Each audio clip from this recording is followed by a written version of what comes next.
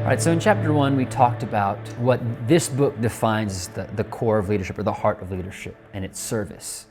Often when leadership speakers or leadership books talk about what is leadership, the variety of things that they fill in, that they end that sentence with leadership is this. One of the most famous ones, leadership is influence, but while that's true, this book, the attempt we had in this book was to start with the heart and what a godly, Christ-like biblical leader, what's inside, sort of underneath everything, is a heart to serve.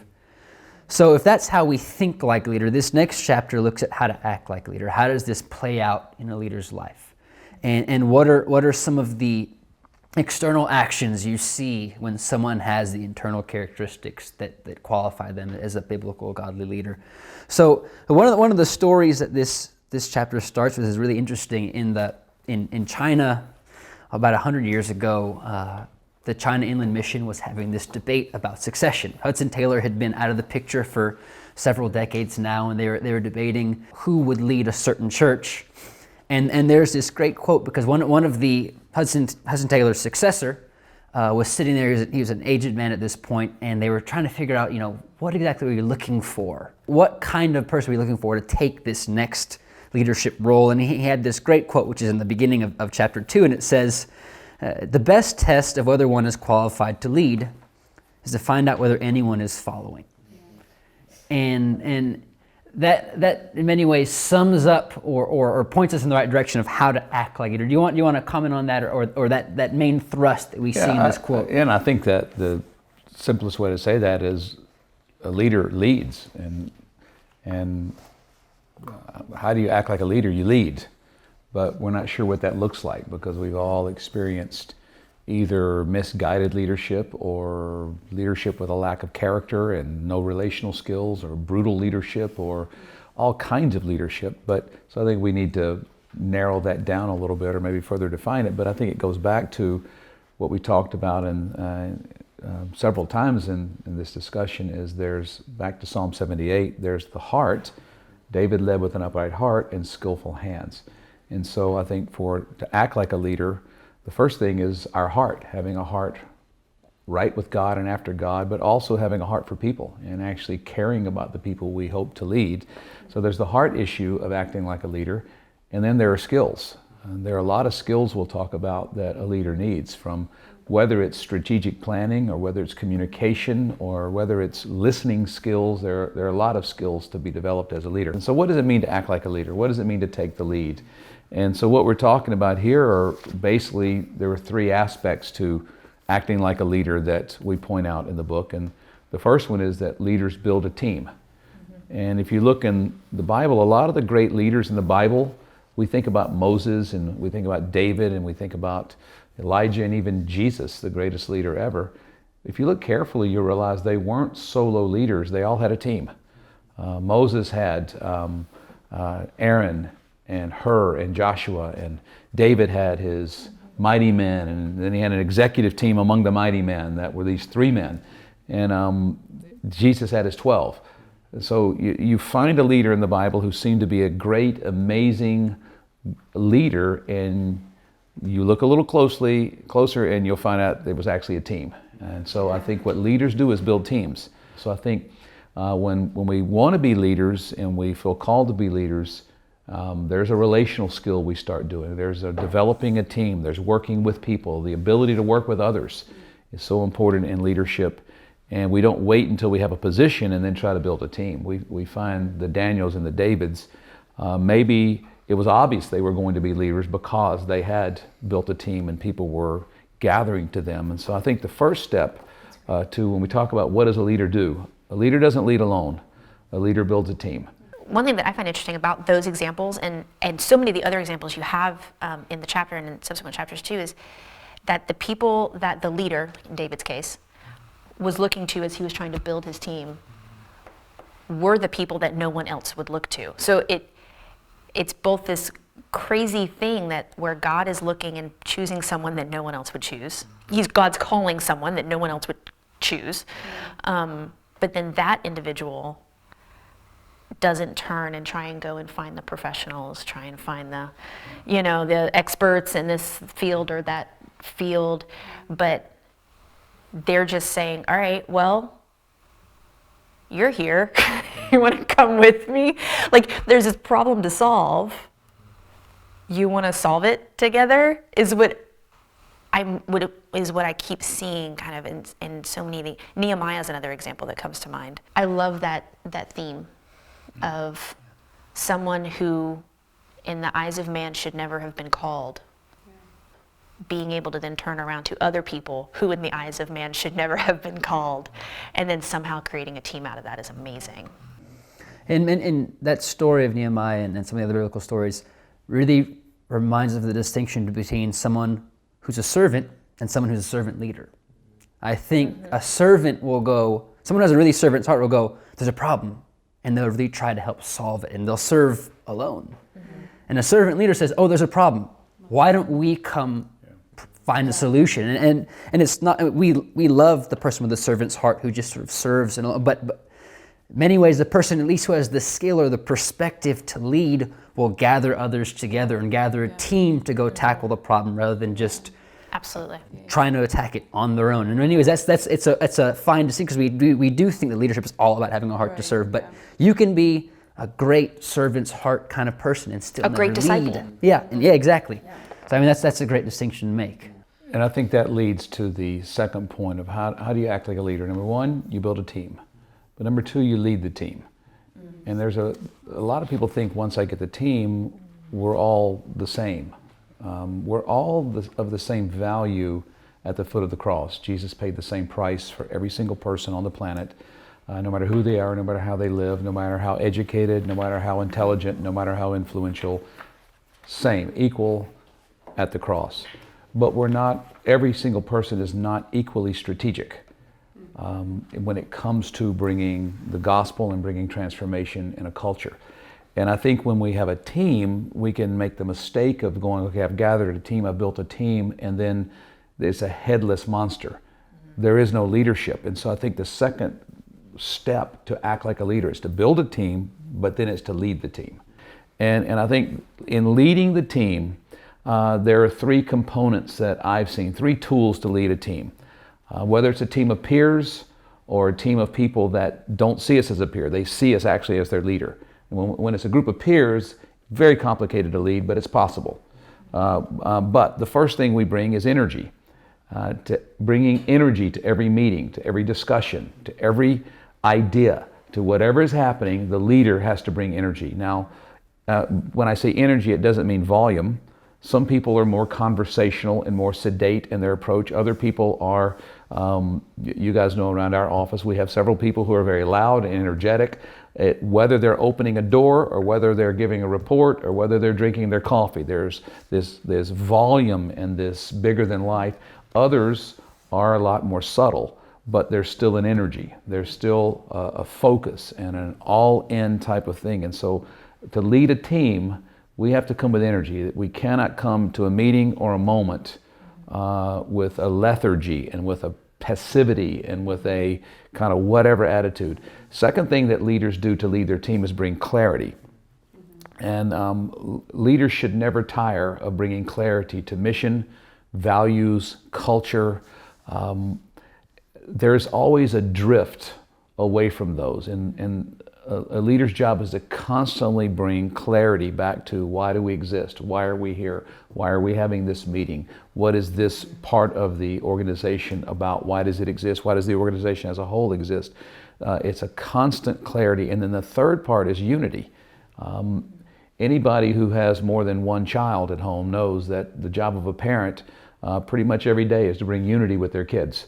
And anybody who leads a church or leads any organization, there's a constant refereeing and separating fighters and making peace, and that's just leadership. And so I think as leaders, to lead our team, it's a matter of bringing the energy, the engagement, bringing clarity, clarifying mission, vision, values, and lanes. Getting people in the right lane. Some people tend to swerve out of their lane into other people's lanes, and it's the leader's job to go, no, that's not your job. That's her job. You stay over here. And then that unity. not tolerating the lack of unity, relational unity, missional unity, theological unity, all the areas of unity that are important. And so I think as a leader, if I'm going to act like a leader, then I've got to lead my team.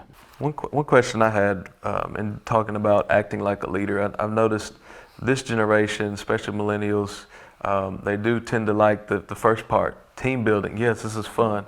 If they're on a team, or even if they're leading, quote unquote, supposed to be the leader on a team, they enjoy that. The question then becomes, who's actually going to step forward to lead that team, and will anybody follow them? And so whether it's campus minister stepping out and saying, I'm going to lead this Bible study, or lead this ministry team, or if it's a student trying to step up and be a leader, oftentimes the struggle is, I'm not sure if I should go beyond just we're amongst peers. And there's a leeriness really in our generation of really anyone who will stand up and say, I'm the leader and this is what I think we should do. Could you speak to that of how should we engage maybe this generation that's dealing with that? Delvin, great question. And I guess I would say, first of all, I don't know that it's unique to this generation. I think we may talk about it more, but for many years I wrote a blog called The Reluctant Leader, because I did not want to lead. I can't remember any leadership position I've had that I actually wanted. I know Scripture says to aspire to leadership is a noble thing.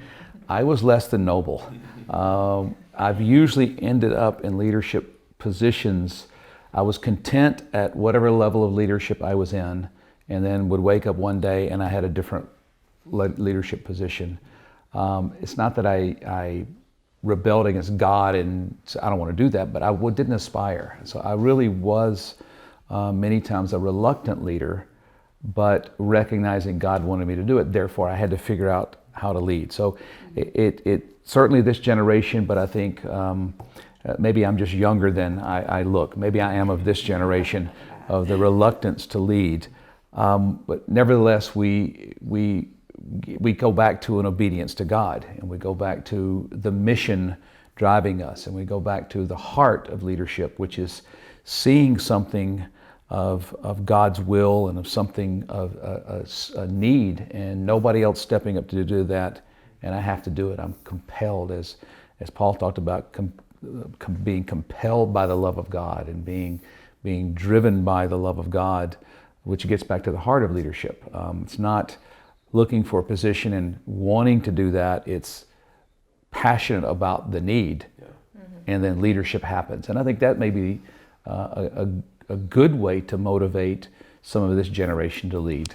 I think something that holds a lot of our students back is the idea of what if I fail? What if I come into this position and I mess something up, and it's I have all these other people I'm looking at and relying on me. What if I fail with this assignment? Good question, but I think it's not so much a what if I fail in leadership, it's when. What happens when I fail? Because every single leader, whether they're official in a position or whether they're emerging into a position of leadership, everyone is going to mess up. I think sometimes we get so fixed on excellence that becomes perfectionism that we thwart leadership development. And I think sometimes that perfectionism is what stops us from even trying new leadership positions and challenges and tasks. And it's what stops us sometimes from empowering other leaders, because we have this unrealistic standard of excellence and that borderlines on perfectionism. But I think it brings us to the last point. We talked about to act like a leader is to build a team, to lead the team, and then finally to trust the team. And I think what Natalie's asking about, if what happens when we mess up, we have an answer in the Bible. Jesus worked with his team for his 12 for 3 years. And then we watched them at the very end scatter. And at one level or another, one by one, they walked away. No one walked away as aggressively as Peter, who denied the Lord 3 times and actually denied him before the rooster crowed. And we all know what happened. But we find at the end of John, Jesus is appearing there, and they're out fishing. And they realize it's Jesus. And now we have this face-to-face conversation with Peter and Jesus, and he says, "Do you love me?" He says that 3 times with slight variations in the conversation. And when Peter responded, Jesus recommissioned him to feed his lambs, to feed the sheep, to take care of the flock. He had just failed gloriously, and Jesus trusts him once again. And I think for me sometimes I tell leaders who have messed up, it's not so much that I trust them as I trust the Holy Spirit in them. The same way I don't trust myself that much, but I trust God is working in me both to will and to do His good pleasure. And I think it's a matter of trusting the Lord. But I think in that story with Jesus and Peter, what Jesus said was, "Do you love me?" He asked a relational question. He didn't say to Peter, "Hey, you want to get back in ministry?" He didn't say, "Hey, you want to get back to this task of making disciples and changing the world?" No. He first restored the relationship. Do you love me? That's a relational question. That's not a ministry question. That's not a leadership question. It's a relational question. What we find is Jesus, not just with Peter, but with every one of us sitting around this table, He trusts us even with our failures, whether it's a heart failure. We may have done the skill right, but oftentimes our heart is so wrong. Or we had the great heart and we just mess it up because we didn't have a good leadership skills developed in that. And yet Jesus over and over and over trusts us. And so I think we can do no less than follow His example of how He treated leaders who didn't exactly do everything right. And I think when I see Scripture, it helps me be more patient. Well, I have one sort of final practical, somewhat thorny question. I'm sure many people who are reading this chapter, especially if they're an emerging leader and they don't have any position or salary or title, but they are serving in a capacity and they read this chapter and go, I want to act on this. Practically, how would you encourage, especially someone who's an emerging leader who's not in a position, not in some sort of official position, but they're serving and they want to act like leader, how would you encourage them to hold that tension between passivity and presumption and acting like a leader? Because it's less clear for them than it is for someone who has a job description. Right. Yeah, and great question. And I think the idea of that tension between, on the one hand, passivity, on the other hand, presumption, and stepping into areas that are outside of our authority. I'm amazed that it almost doesn't matter what the question is about leadership. The Bible has an answer. So I look at David. If we go back to David, who had just that situation. Saul was the king, but David still honored him. David still refused to speak words of disrespect and dishonor because of the position. And whether that's in the pastoral or whether that's in the government realm, I mean, there are always mayors and governors and Congress and Senate and presidents and prime ministers and all of that who may or may not model biblical leadership, but yet we've learned from David, you still can't disrespect the office and you don't disrespect the position and the person. You can acknowledge the lack of morality or character integrity without disrespecting a position. And I think David becomes the picture of that. He wasn't passive at all, but he wasn't presumptuous. Those who aren't exactly the models of Christ-like leadership, we still have to have that level of respect and honor for the leadership position and the structure. And I think I think God honors that when we do. That's why it gets back to that heart issue and skill issue. And if David had the skills to lead, but he had a wrong heart toward the person occupying the position at the time, I'm not sure things would have turned out so well for David. But he kept his heart right as he developed the skills, and then he became obviously a great king.